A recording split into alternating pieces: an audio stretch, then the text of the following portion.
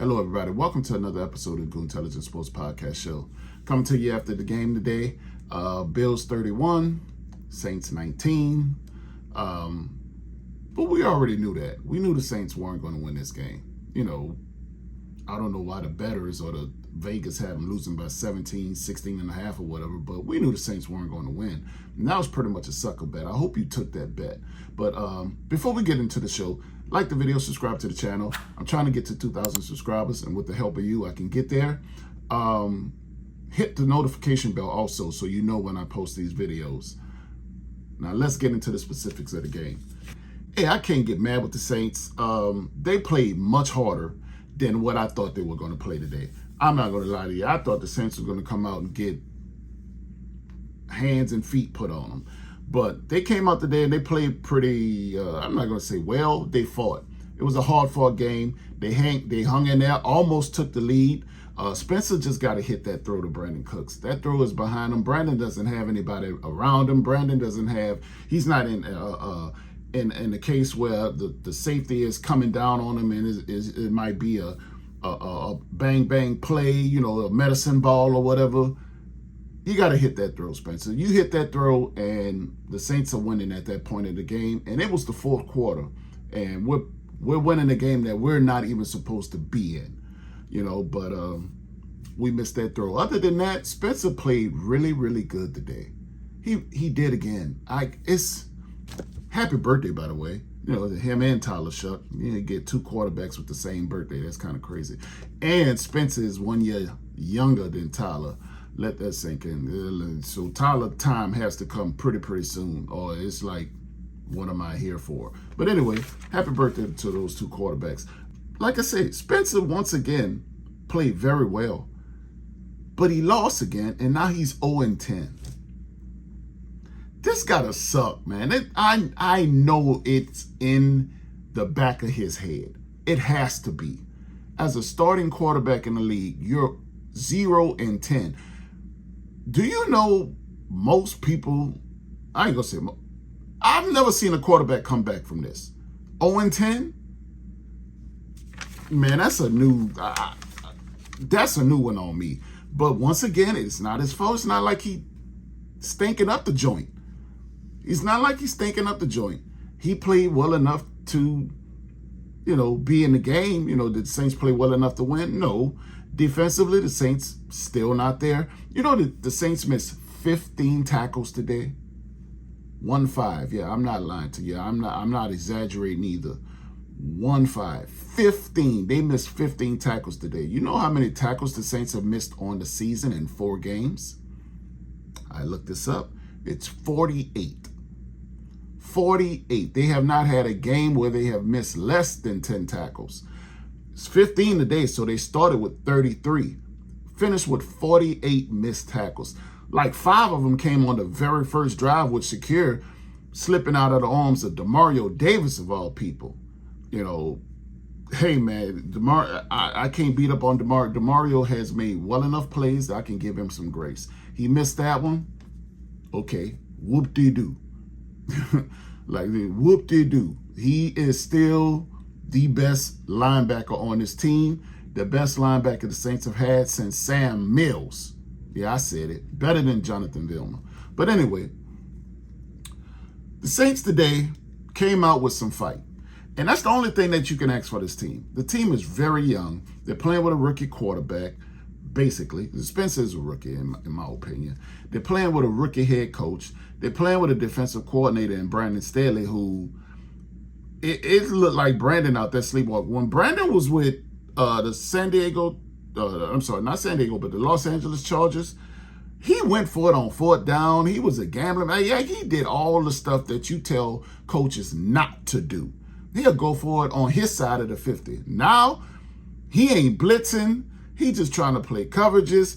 It just looks like the Saints are out there with a vanilla defense. I don't know what that's about. I don't know if he doesn't think he has the talent.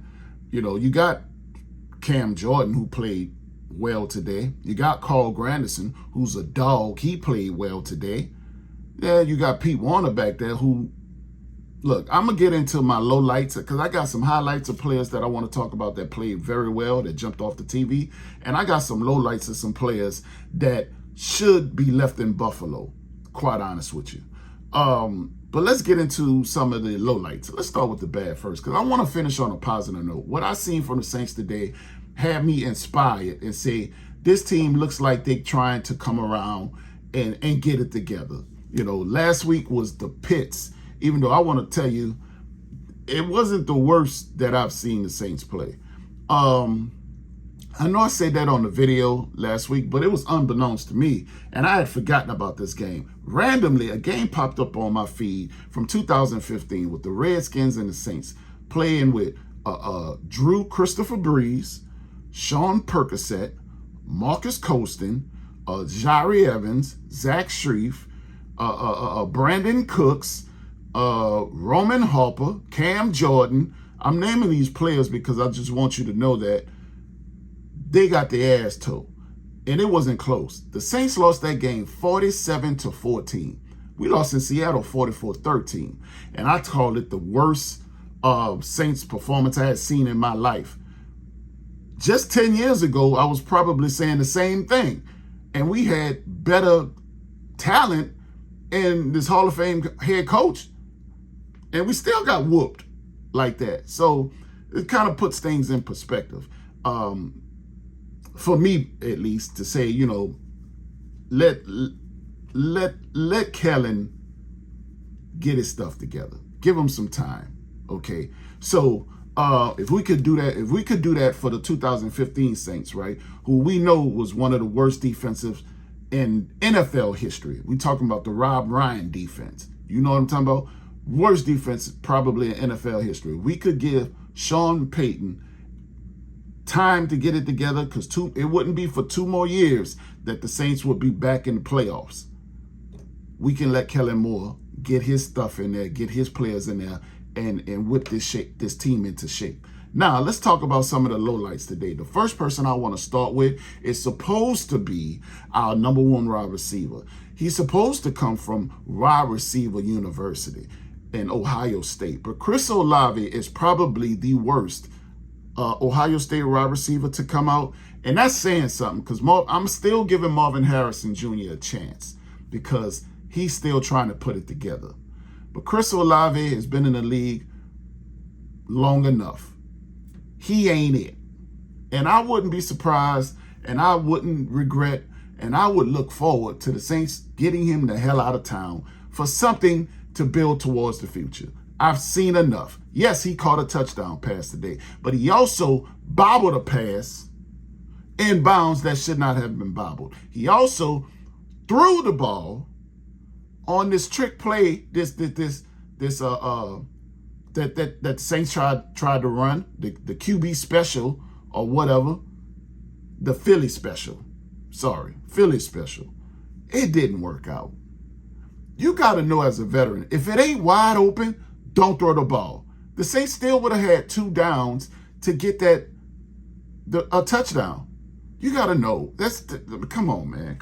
You're a veteran. You've been in the league. You got to know. And I hope they coaching that at practice. If it ain't wide open, if Spencer Rattler ain't standing there butt booty naked with nobody around him, don't throw the ball. Eat it. Run a wide receiver reverse. It ain't that hard. He's supposed to be smart, man. Come on, man. But Chris Olave, 3 catches today for 20 yards and 1 touchdown. He's targeted 6 times. I've seen enough. I've seen Jackson Smith and Jigba in the last 2 weeks against the Saints and Thursday night football make plays. Marvin Harrison made a play at the end of the game after going through adversity of dropping the ball, getting it intercepted off his fingertips. I'm just saying, I see these Ohio State wide receivers make plays. I do. They make plays. Chris Olave does not. He doesn't. So for y'all jump in my comments and tell me about this touchdown pass, just go back throughout his career. He doesn't make plays. Period, point blank. Kool-Aid McKinstry, not a number 1 cornerback. Please put him in the slot. maybe somewhere else. Man, line him up at safety. I don't care what you do with him. Get him off the number one wide receivers. Get him off there, because he's not it. He's not it. Look, man. I know the cornerbacks got to live with stuff that happens to them, right? They got to live with that. You know, it's short-term memory. They got to have that type of ability.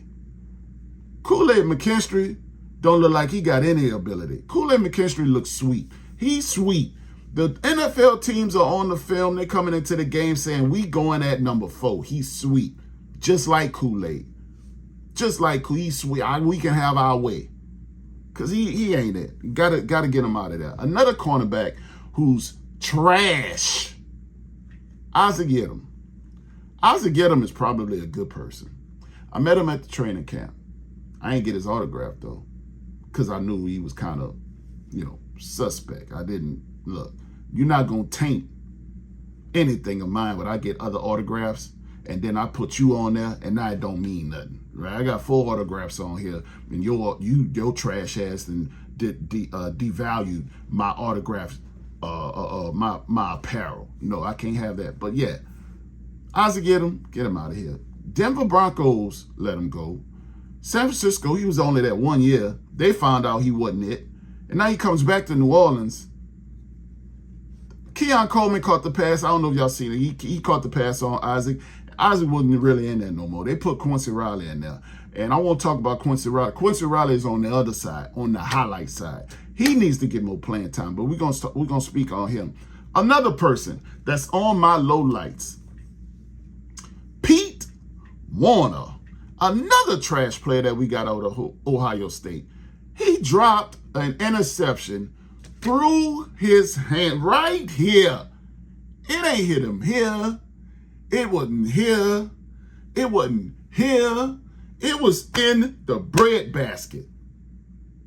You terrible, dog. You dropped the interception and then got dropped by Josh Allen, shook you up, snatched your ankles. I know you was looking for your ankles on the field when they finally got Josh down. I know you was out there. Hey, anybody seen my ankles? I seem to misplace them. No, he ain't misplaced them. Josh got them in his back pocket, snatched them for me.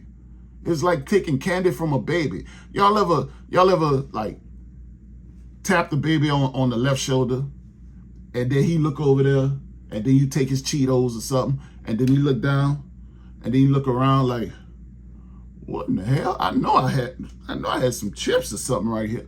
That's what Josh did to Pete. Come on, man. They're paying you. Pete, you getting paid, bro. You getting paid to perform, and you ain't doing it. You ain't doing it. Can I get Danny Stutzman in here, please? I don't know if Danny would have got shook up by Josh. Josh is a former MVP. Josh is great. But I know one thing. I'm ready to see something new. I'm tired of living with the same results. I seen Pete not perform well. Can I get Danny in here? Let me know if Danny got something. Pete, get out. Get off my team, Pete. Get off my team, please. Get off my team, please. Let's talk about some of these highlights. The first person I want to talk about, Bright Spot. Hey, man, I thought this guy was just the injury-prone running back, and Dennis Allen had convinced me. I don't know why I let Dennis Allen convince me of anything. I know much better now. Hey, if you don't know, you don't know. But Kendrick Miller is an absolute dog. Needs to get more carries. I'm not saying take AK off the field. I'm not saying that. But Kendrick Miller deserves a little bit more playing time, because he running that ball. That first carry that he got into the touchdown, the first touchdown the Saints had, he ran through people. He running that ball. Kendrick Miller is absolutely a dog, and he's one of my highlighted players, one of the bright spots on this team. Hopefully he can keep that up. Another person I want to highlight, old man Cam Jordan, 124 sacks now on his career. He is a Hall of Famer in the NFL. Might take a little bit to get in there. He might not be first ballot, but he will get a gold jacket. Congratulations, Cam Jordan. You in the Hall of Fame. And like he gotta be. And he's performing at this age, playing for nothing. He knows that this team ain't going nowhere, and he's still out there giving it his all. He's still out there giving it his all. Next person I want to talk about, Carl Granderson. Carl Granderson probably played with some incentive today because, you know, him and Josh Allen was teammates at Wyoming. But Carl Granderson, he been a dog. But today, got him a sack, chased down Josh on another play. Man, I can't say enough about Carl. Carl is performing. Cam is performing. Where in the hell is Chase Young? Chase, I know we ain't pay you all that money, dog, for you to do what you doing, bro. It's been 4 games, dog. Either you not playing, like, come on, man. And to the Saints coaching staff and the medical team, y'all should have put his ass on IR so we can avoid this. Because now I'm expecting the dude to play. He not on IR. I mean, if you put him up there, then he would have had to miss at least 4 to 6 games, which he doing anyway. And he's taking up a roster spot. Come on, man. Chase, get on the field. I understand it. If you're hurt, you're hurt. I ain't tripping on that. But them not putting you on IR lets me know that they were probably expecting you back by now. Trevor Penning is back. Trevor came back. What's up with you, man? Paying you all that money to do that. Another person I want to talk about, because I ain't necessarily, I don't want to spend my time on Chase. I don't want to do it. Quincy Riley.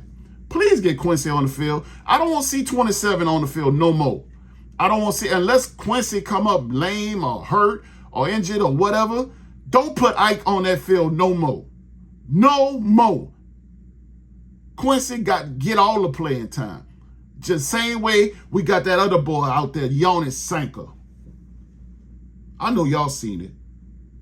Back-to-back plays, pass breakup, then the very next play, he go and get that interception. Man, come on, man. And y'all talking about, should we bring C.J. Gardner-Johnson back? Should we bring C.J. back? C.J., hell no! Don't bring him back. You see what that rookie doing? Let him develop. That dude is going to be a player.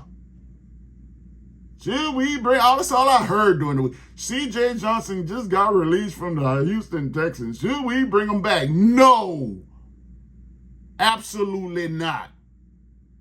That's what we need with Quincy. Put Quincy out there. I'm tired of seeing the same old-ass veterans get burned to crisp. Put the rookies out there. It's team young anyway. We ain't going nowhere. Let them develop. Another person I want to talk about, and I kind of talked about him already, said he should have hit the pass. But Spencer Rapp, he played good today. I just can't come off. He played, man, 0-10 is crazy. I can't believe it. When I say it out loud, I can't believe it. 0-10.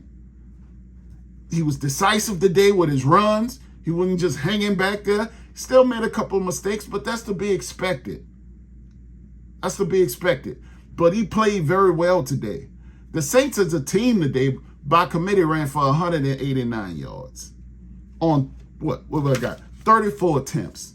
That'll put you in the game and then kind of get the win against other teams. But the Buffalo Bills, if not the best team, top 2 in the league. They 4-0.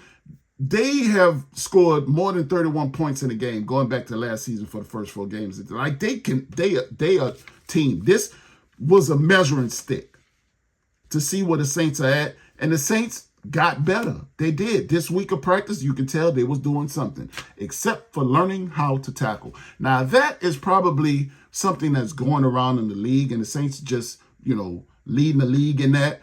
But these teams don't necessarily hit during the week anymore. The collective bargaining agreement squashed all of that out, got rid of them 2-a-days and all kind of stuff. And this is what you get. You get missed tackles. You get people reaching for arms, and you reaching on stuff like James Cook, who's a very elusive back. You reaching on Josh Allen, who's 6'5", 250, something like that. It's a big dude. You got to wrap up, man. You got to wrap up. You got to bring your lunch pail. You got to wrap up. Man, look, I want to go back to Chris Olave. I want to talk about these receivers that's not getting opportunities. Like I say, I'm tired of seeing these veterans not perform. Where's Mason Tipton? Where's the dude from Denver, Devon Vele? Where are they? Mason Tipton was dressed today. Like, when it's not going right, bench their ass. Take them out. Let them try to light a fire on them or something. But you can't keep letting Chris Olave just drop balls. You can't let him do that. You can't. You can't you just freaking can't. You can't let Pete Warner just keeps not making plays and you're paying him like the top money to be a linebacker, to be a keystone, a part of your defense. You can't. Go with the rookies. Go with the rookies. What's the worst that can happen? They give you the same type of play. At least you expect them to make a mistake because they don't necessarily have the experience. They out there learning on the fly. It's just how it goes. Some rookies come into the league, Ibuka, Ohio State wide receiver, and balls out. And then sometimes you get Chris Olave who can't catch the damn ball. Man, I'm like I said, Saints played very, very, very, very well today. They did. And to say this comes after the Seattle debacle, I can't be mad at all. I'm not upset at all at what I seen today. Not upset at all. Next week, we got the New York Giants coming. God bless Malik Neighbors is always saying that, they already saying that he may have torn his ACL. He's not going to play today. That sucks. Coming home and like that's, I don't want to put no energy there. That's terrible. Also, Cesar Ruiz getting hurt today. The last thing you want is these players to get hurt. These players are playing a game. They're getting paid. They're trying to take care of their families. And getting hurt is not something that's, it comes with the game, but it's not something you look forward to. So, speedy recovery to Caesar. Y'all know how I feel about Caesar. I've said for the longest that Caesar, I've never forgiven him for getting Drew Christopher Breeze hurt, breaking all his ribs. I'll never forgive him for that. But the last thing you want to see is these players get hurt. Period, point blank. So speedy recover to Caesar. Speedy recover to Malik Neighbors. New York Giants coming to town next week. The Saints should get that win. They starting a rookie quarterback in Jackson Dart. And Malik, unfortunately, is not going to be there. They did win today. They beat the the Los Angeles Chargers. I don't know why I keep calling these people San Diego. I know I grew up. They've been in San Diego longer than they've been in Los Angeles. But anyway, they did win today. So the Saints got New York Giants next week in the Dome. I know the fans going to be there because I know y'all feel like I feel. I know y'all do. I know y'all say, man, the Saints really played well today. I'm going to go to the game and cheer them on, and maybe we get the first win of the season and Spencer Rattler's first win of his career, because he deserves it at this point. But this has been another episode of the Goontelligence Sports Podcast Show. You could have been anywhere else in the world, but you decided to share with me today, and I appreciate you for that. Until next time, peace.